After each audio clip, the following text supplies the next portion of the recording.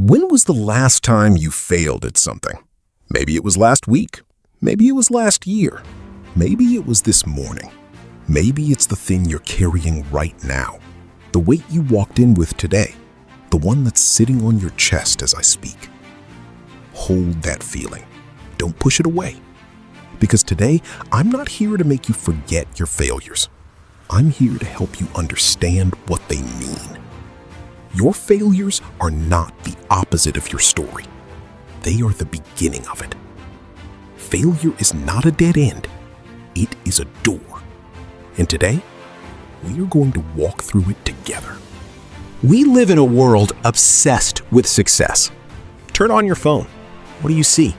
Highlight reels, promotions, victories, launch announcements, before and after photos. People at the top of mountains they've already climbed. Nobody posts pictures of themselves in the valley. Nobody broadcasts the rejection letter, the failed audition, the business that went under, the relationship that fell apart, the exam they failed 3 times before they passed. And so we grow up believing, quietly, invisibly, that failure is something shameful, something to be hidden, a secret to be buried deep.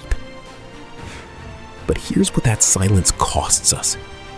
It makes us afraid to begin. It makes us play small. It keeps our dreams locked in a drawer because we'd rather never try than try and be seen to fall. The greatest tragedy in life is not failure. It is the life unlived out of fear of it. I want to challenge the definition of failure you've been carrying. Failure is not the opposite of success. Failure is part of success. It is the tuition we pay for the lessons we cannot learn any other way. It is the darkness before the dawn, not a punishment, but a preparation. Think about how we learn anything as children. A child learning to walk doesn't fall down and say, "I give up. Walking is not for me." They fall, they look around, slightly surprised, they grab the table, the wall, your leg, and they try again, and again, and again. They fail dozens of times before they take their first unsteady step, and we call that step, every single time, a miracle. When did we stop calling it a miracle? When did we start calling it failure? You didn't fail. You learned what doesn't work.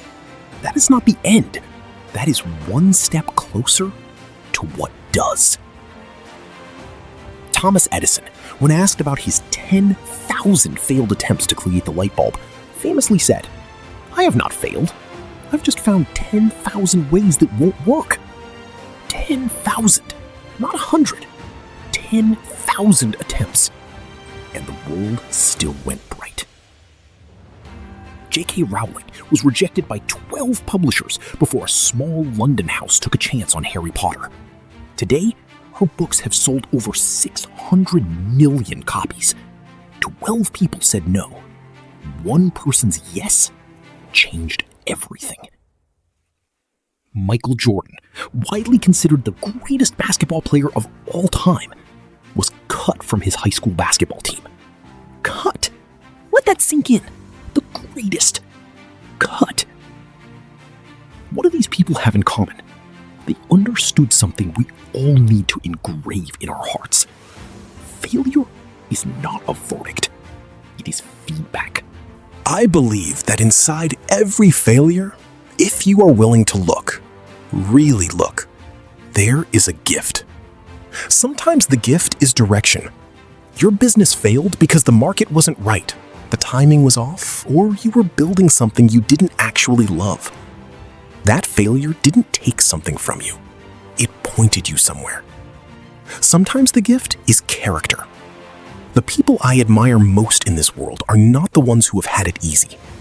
They are the ones who have been through the fire and came out forged. Resilience cannot be downloaded. It cannot be given to you. It can only be built, and it is built in the difficult moments. Sometimes the gift is humility. something beautiful that happens when you fall. If you let it, it makes you human. It makes you open. It makes you reach out your hand to others who are falling too because you know what it feels like. And sometimes, the most important gift of all, failure strips away what doesn't belong to you, so that what remains is purely, undeniably yours. Some of the most successful people in the world will tell you that their greatest failure was the best thing that ever. Now, I want to be honest with you, because a good motivational speech should not just make you feel good, it should make you think. Not everyone who fails goes on to succeed. And the reason isn't talent, it isn't luck, it isn't even opportunity, although that matters. The difference is what we choose to do in the moment after the fall. There are 3 kinds of people in the face of failure. The first kind is paralyzed by it. The failure becomes the story. The rejection becomes the identity. I tried and it didn't work, so I am not someone who does that. They let the wall become a wall rather than a staircase. The second kind ignores it. They leap straight to the next attempt without learning what went wrong. They change nothing and expect different results. We know what that is. Einstein called it the definition of insanity. The third kind, and this is the kind I want you to become if you aren't already, the third kind sits with the failure long enough to understand it. They ask, what happened? What can I learn? What would I do differently? And then, and this is the crucial part, they get back up. Not because it doesn't hurt, but because their dream means more to them than their fear. The question is never whether you will face failure. You will. Every single one of us will. The question is, who will you be in the moment after? I'm going to tell you something I don't often share. There was a point in my life when I was absolutely certain I had chosen the wrong path. I had given everything to a goal, a project, a dream, and it had fallen apart. Not slowly, quickly, publicly, painfully. I sat with the wreckage and I thought, that's it. That was my shot and I missed it. What I didn't know, couldn't have known, was that the fall was clearing the ground for something better. The path I'm on now, the work that fills me with purpose, the version of myself I've become, none of it would exist without that failure. It was a detour that turned out to be the road. I didn't understand that then. You won't understand yours yet either. But I promise you, the understanding will come. Just don't quit before it does. So here is what I want you to do. I want you to do something terrifying. I want you to think of one thing you have been putting off, one dream you've been shelving, one idea you've been afraid to try, and I want you to take one step toward it this week. Not a perfect step, not a guaranteed step, just one step. Maybe it's sending an email, making a phone call, writing the first page, signing up for the course, having the conversation. Whatever it is for you, take the step.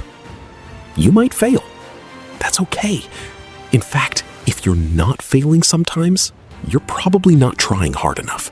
Failure is proof that you are in the arena, not watching from the stands. And the arena, however messy, however uncertain, is the only place where anything worth doing ever gets done.